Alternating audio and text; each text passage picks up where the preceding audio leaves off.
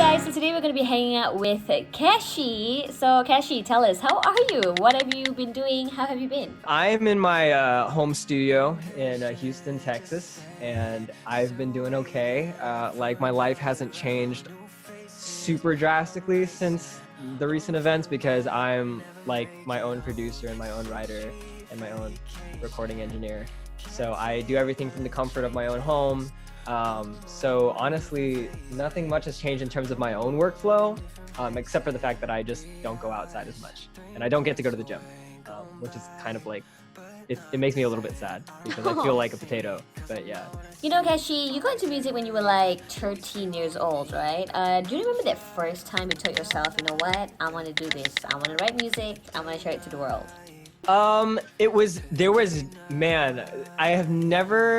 There was never a moment where I actually ever believed like, oh man, maybe I can do this too. Like I've always loved music and I've always wanted to like make music. I mean, you don't have to necessarily be like a professional to make music that you love, right? So there was never a turning point where I felt confident and was like, yeah, like I can make it. It was actually the opposite. I was working as a nurse, as an oncology nurse for a couple of years, and I actually really held off on leaving the job as much as I hated it. And I tell you, I hated it. Like I hated it. But even as Keshi ramped up into kind of like an unbelievable sort of space for me, like I couldn't like believe how much it had grown. I had a lot of contemporary musicians, you know, like some of my contemporaries would reach out and say like, I can't believe that you haven't left yet.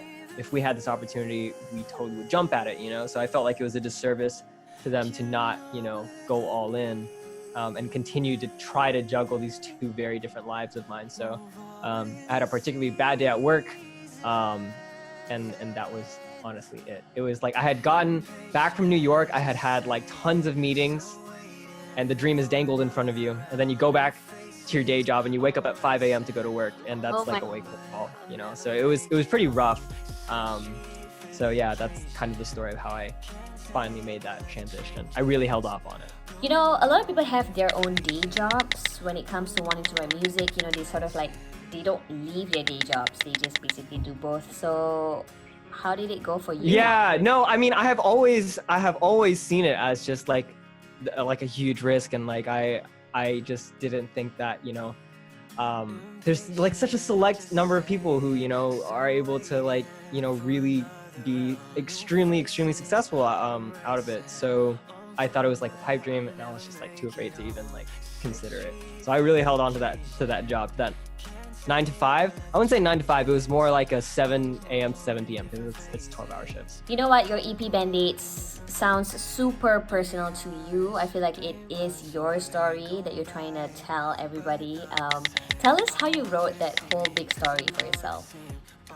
So Bandaids as a song was a song I had a very intimate call with a close friend of mine, and he called me to basically say that everything is kind of going wrong, and I understood that because I was also going down a path that I felt was just like it just didn't fit. Like it felt wrong, you know, and he couldn't really articulate to me as to why. But he just sounded like he really needed someone to talk to. And I remember thinking, I wish that there was something I could give you to just make you feel better. But unfortunately, there's nothing like that.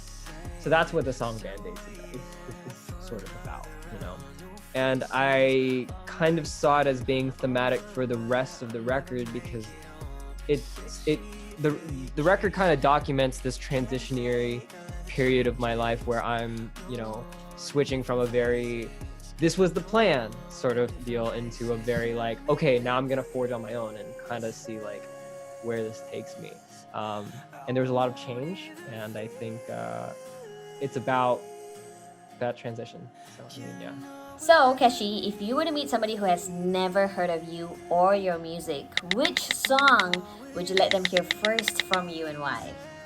I would say, this is a tough one. Hold on, I gotta go through it. It's okay. Oh man.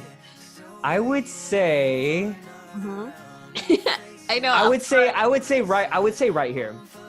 I would say right here. It's I think it's track 4 off of the record, and it was the very first song that came out of the whole project. I think it's the best sort of like palette taster for the rest of the record. It's got a little bit of everything else, you know. It's got this pretty booming beat, but it's got the nice R&B guitar samples, and it's got my falsettos, and it has like some pretty solid melodies in there. So it samples everything. You know, everybody out there has their own purpose when it comes to writing songs and releasing it out there. What would you say is Keshi's purpose? So my biggest influence when starting out as like a real sort of songwriter was John Mayer.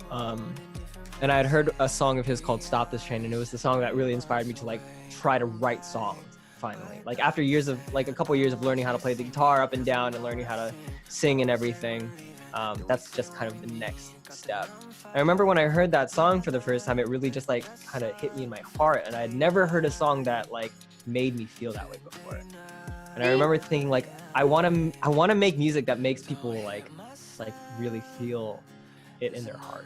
So I guess my purpose is that as a songwriter, to move people's hearts. You know, that's what I really want to do. You've got an amazing fan base here in Malaysia. They all love you so much. So what do you want to say to all of them right now? To everyone who is listening in Malaysia, thank you so much. You guys have no idea how much it means to me. It's honestly unbelievable, because I just chill in my little home studio and I make everything by myself, and the fact that you guys want to listen is just like, it just means the world. So thank you guys so much. I hope to see you guys very soon. Thank you so much, Keshi, for spending the time with us. Hope you have a great day. Thank you for having me. Bye. Fly FM, today's hottest music.